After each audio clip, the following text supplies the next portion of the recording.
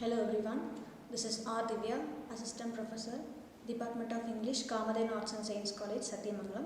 Now we are going to see intentional fallacy and affective fallacy in this video.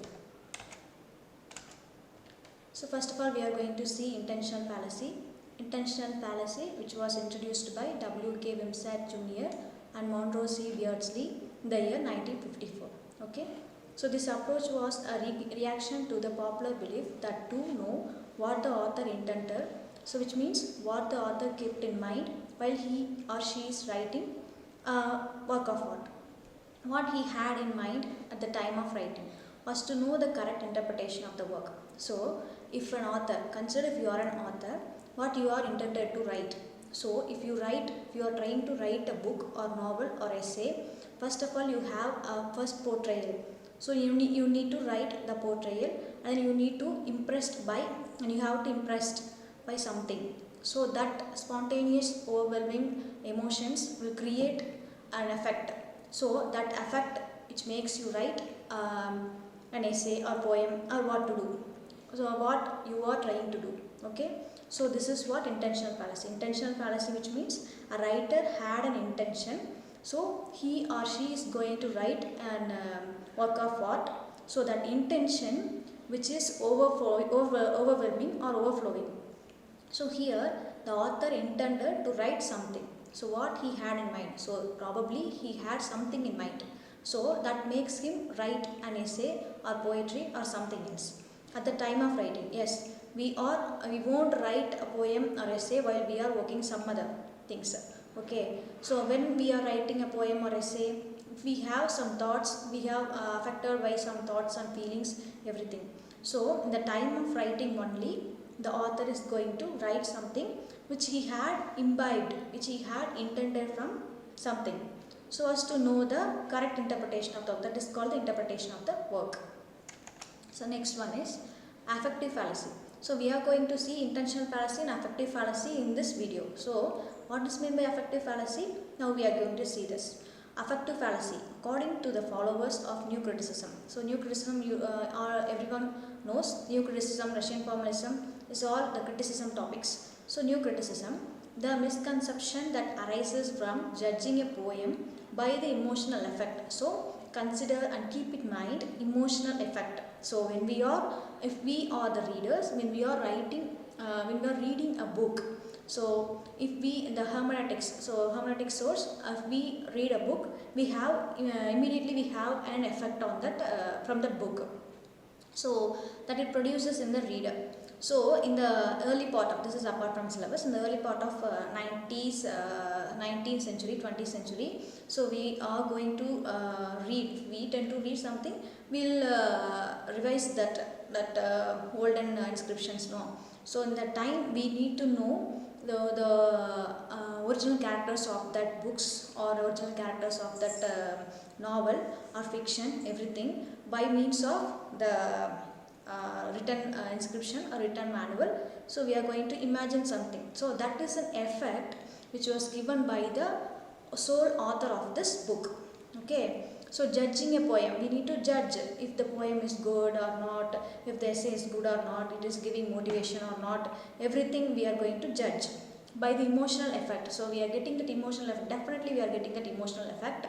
That's why the bookworms are kept in mind that they are going to read something, they will find peace in their life, that it produces in the reader. So the concept of affective fallacy is a direct attack on impressionistic criticism. That is what impressionistic criticism, which means so impression. So it will create an impression. It will transcribe from one state to another, transform your soul from one state to another. It will make you to understand the author's intention in their mind through book. Book is a medium. So criticism, which argues that the reader's response to a poem is the ultimate indication of its value. So reader's response is what? So if we are going to see that cinematic of movies or digitalized versions of the versions of some short films or something, so we are going to judge the book is good or not. We are going to give you a review, no? So that review matters. So that ultimate indication of its value, no? if we give any value to that book or something, so others will go to see and will going to buy something, to read something, to cherish their values. The next one, this is the pictorial representation, the two fallacies. First one is intentional fallacy. So intentional fallacy, this toy, this doll is, this image is showing an intentional fallacy, that it shows the writer is trying to write something. So he is imagining something, he is getting ideas from something from his mind. Okay.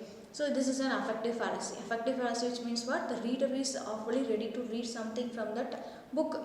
He may know that he is a human being and also he is also a human being, and then both are know something. So if his private thoughts and private things in his mind, he is going to read, he is going to write in that book. That book is the medium, it will help to that person. So in olden days, in the olden saying says that if we are reading some books, now we will get knowledge. How it is getting knowledge now? Book is a medium. Through that medium, one is passing that thoughts and feelings to the another one, and then comparing to all social medias, comparing to all digitalized versions of that mobile phone, something G5.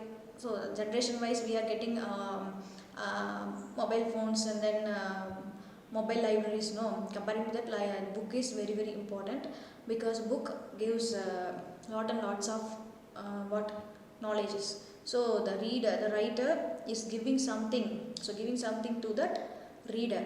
So in that peace of mind, in that impulse, the reader is going to read something, gain something from that what writer itself. Next one. So this is the picture. I'm going to explain through that picture. Here the intentional fallacy is the idea that a reader cannot evaluate a literary work properly by trying to assume the author's intention in their writing. So intentional fallacy, we could not evaluate how the writer is going to write, how the writer is going to explain, and we could not judge by the writer's view, because writer is going to explain something which was in his mind. So here consider this is an iceberg. The picture is not clear, but it's okay, I'm going to explain you. So this is an iceberg. Consider the three icebergs. So the view of the readers. So view of the readers is what? The top of the iceberg. Top of the iceberg. There is something, this little bit of iceberg in the top of the landscape. At the bottom, it has a big size of the iceberg which is lying in the bottom. So this is what a reader sees when he used to see a book or take a book. He just imagine what is in this book. Oh, just the writer is going to tell something or else. So in the deep meaning will be imbibed when we read the book in the in the autumn manner, total manner. So this iceberg is an example for this intentional fallacy. Intentional fallacy, here the writer, we should not know something. The writer, something make him to write. The writer is also a human being. So if I want to write, I will become a writer. If I want to write my own experiences from my life, so from my childhood days, this is from my childhood trauma, I am also a writer. So at first we are seeing our focus is on he is a writer or not, we should not focus. But after the work of art is published, we know that deep meaning of the writer will be shown to us. So the deep meaning will be shown after that the writer has explained something to the reader. Here the author can explain his or her intentions on life, his own life, or probably from he may be get some subjective knowledge or objective knowledge from something. What the reader sees is the content only. Yeah, the reader is seeing the content only. Only the writer knows its values, and then how he has explained the things. Like the topmost part of the iceberg, but the deepest meaning would be understood by the reader. Only he would feel as the author's way of understanding. Only the author is only the reader knows the real value when he would feel. So he should feel. He may feel or may not feel. It is upon the reader's issue. But the reader should feel the author's way of understanding. So that's why the work of art is still surviving, though the lot and lots of social medias are coming and going forward and backward. But this book is still surviving only because of our own human feelings and thoughts. The next one, I'm going to give you an example for intentional fallacy. Why I'm giving this before means, so if we are writing a book or taking a book to read, we have an imagination. No, if we are getting collecting something like historical novels or the fictional novels or books or something, we have an preview that the book. We will see that the front page of the book, and then we imagine. So there's something in that book. So the intentional fallacy, the author is going to give something, some curiosity to the readers. So first one, books, that is meant by work of art. Work of art, author's intention. So author's intention is probably will become a book. So this life, it may discuss about his life, it may discuss about his problem, it may discuss about his experiences. He may give some motivational quotes, some motivational ideas to his readers. And then next one, movies. Let me consider movies also digitalized version of expressing thoughts. So movies in the director's intention. So in the scenario of movies, we're going to see the director's intention. Only the name differs. Okay, director's intention and his life, his experience, his problems we are going to see. So the readers, who is the reader? One who read the books. Who is the audience? Who is the audience? Which means who is watching that movies are called the audience. So how they are understanding, how they are feeling, how they are understanding the director's view, how they are understanding the author's view, and how they believe it is working or not. Okay. For example, affective fallacy. So affective fallacy, which means after we are getting an emotion, after that we are reading a book, something work of art, or we are seeing some cinemas, we are getting we are getting an emotion after that. So emotions overwhelming, yeah, we will get an emotions, so we'll get emotions overwhelming. That's why it causes what tears in the audience eyes. So we, the contemporary age, we are going to see that some miscellaneous movies, some comic movies, tragic comedic movies, everything. So it will give us a feeling. It will move our soul to from one part to another, on transition to another, which means it is giving a relief to us. It is giving a motivation to us, and then the soul transition is important for a book survival. So books, author's intention, especially as books is giving the author's intention only, and then his own lives and his own problems, his own experiences to that. He's want to sharing if the mostly to 50 percentage of authors want to explain, want to share his own views and ideas to his readers only. So because they are introverts, they may ambivert, they may extroverts, but they want to discuss with the his life experience and life problems to his readers through the book. So book is a medium. So he is using this book as a medium. And next one is movies. Movies, director's intention, especially as director's intention, how the characters portraying the story. So we are seeing how the characters are portraying. Now if everyone in the olden days we are praising the characters only, character roles only. Now we are praising that directors also. So the present scenario, Loki is famous now. I'll see you. Loki is famous. That's what I want to say. So life experience problem. He may consider. He may feel something. He may give seasonal novels. He may give seasonal movies to explain something. Explain the present ages, present eras, contemporary eras problems. You want to show off, you want to spotlight something. So in the way the director is getting fame. So next one is readers and audiences understanding. Yeah. So the first thing is readers and audiences understanding, which is depending upon that author's intention. Here in the affective fallacy, he is going to affect by the theme of the movie or books. So that is called, I have mentioned that realization here. Is going to realize something. He is going to realize for a few or 3 seconds. If we consider that movie Indian 2.0, no, we are feeling about that sparrows, we are feeling about that mobile phone, everything, birds, infidelities. So how we are affecting for our happiness, how we are affecting some other creatures. It is creating motivation, creating awareness. This kind of movies is giving awareness also. So this awareness is by somewhat, yes, by the human beings, one human being to another in the medium. They are using the medium to explain something. So next one, this is confused part of the image. I want to explain this affective fallacy. Yeah, poem. We are seeing a poem. We are getting an affective fallacy because we are getting a confusion. Who is the hero? Who is the antagonist? Who is the protagonist? We are getting confusion. Then we are giving our own thoughts into that. Why the character is doing like that? If the character is doing like this, which means if the character is going to marry that woman, which means it will be good. Why the director has made that the hero to die in that end of the story? We are getting a confusion. No, so this part, confusion part, and then result.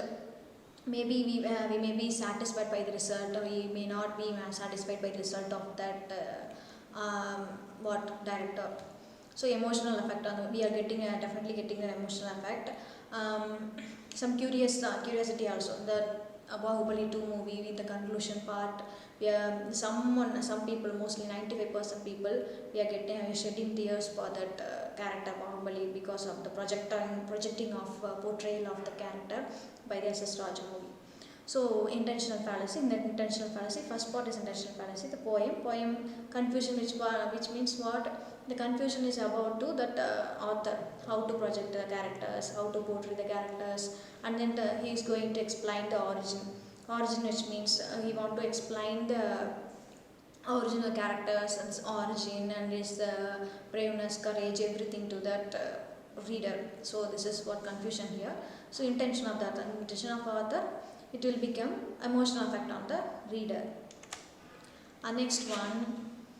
So poetry, if we are seeing that poetry, we may going to see poetry, which means because of maybe true love or breakup, everything, and then which can explain the factories effect, which can explain the education system through the buildings, houses, everything. And the next one, it can explain the pets, PETA effect. So this is contemporary problems which may affect. So this is what this bubbles know. It will create an effect. If I take the book poetry now, I am going to imagine if the poetry is all about true love or about education or something regarding to that modern era or something regarding to that other creatures. We may imagine no. So that is called intentional fallacy. That imagination which will which will arise our curiosity to read or cherish something now. The conclusion part, author's intention is different.